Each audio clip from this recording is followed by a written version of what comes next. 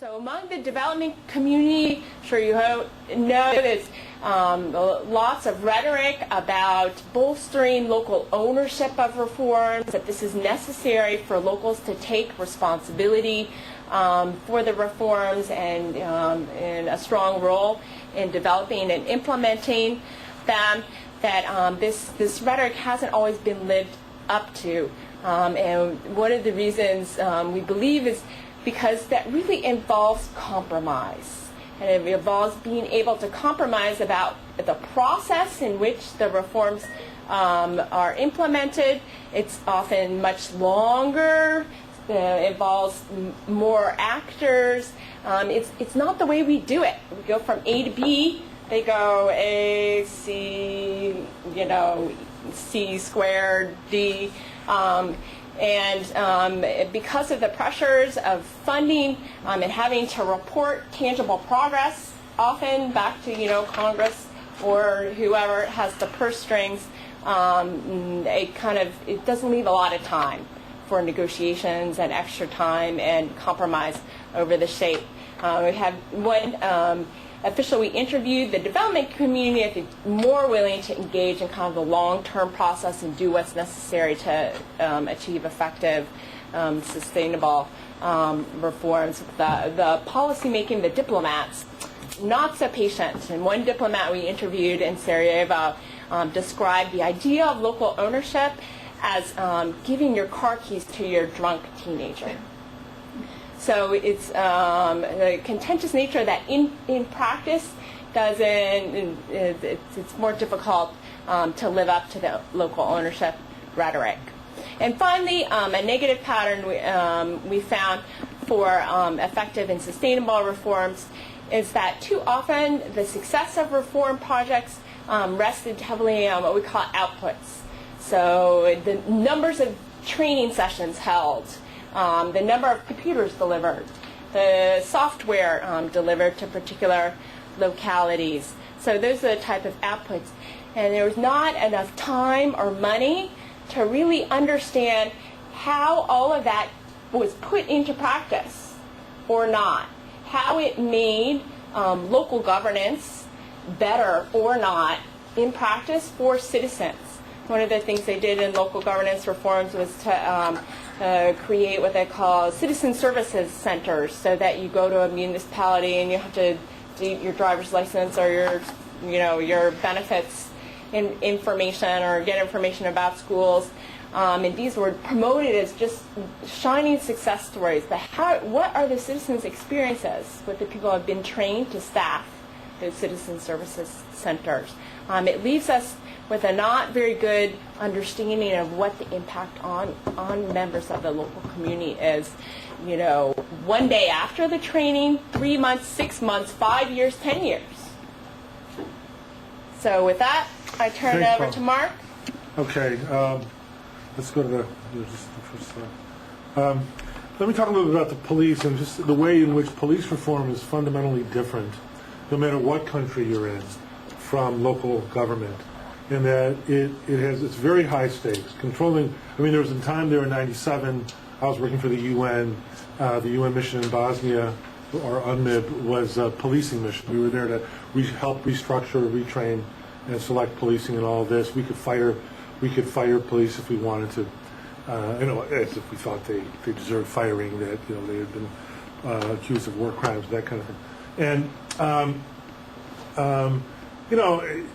at that point in 1997, full almost 2 years after Dayton, really political power, policing was one of the two pillars of political power. Democracy, elections had nothing to do with it. It was who controlled the media and who controlled the police. And so policing is very much linked to and wrapped up in the national projects themselves. And so if you look at the number of police there are at the end of conflicts, there's huge numbers of police at the end of conflicts, and most of them, of course, have no police training, but they're often in paramilitary uniforms and things like that. But it's very much a sign of state power. And these are police, of course, in Europe, where there is not always, I'll get to in a moment, but often in places like France and Sweden and other places that these are national ministries, highly centralized, So that police power in Italy, the Carabinieri, I mean, it's a very national sort of thing. So it's a really high status thing. So if you look, so it's a different kind of issue than local government, in which you can parse out and talk about the delivery of certain kinds of services, garbage, health care, all that kind of stuff. And so, again, our hypothesis is that the best would be in Croatia, and the worst would be in Kosovo.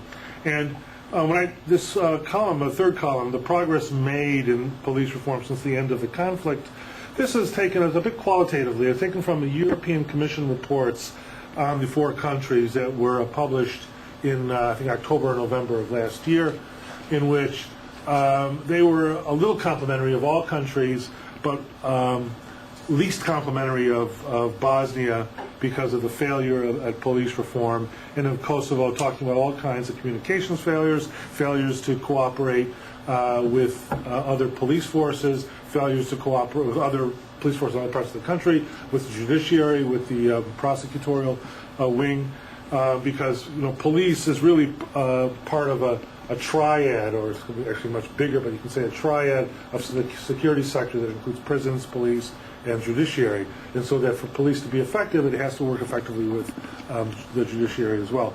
And I can say that everywhere I went, in Kosovo, Paula did the work in Macedonia, but I can say that I talked to police officials, some of whom I've known before, others I had not, who were all superb in Croatia and in Bosnia, both Serbs and I'm not sure what this Zlatko was, whether he was a Bosniak. I mean, it didn't come up, but clearly not a Bosniak pure. But these guys were all very effective. They had done all the trainings. They were very good at an individual level.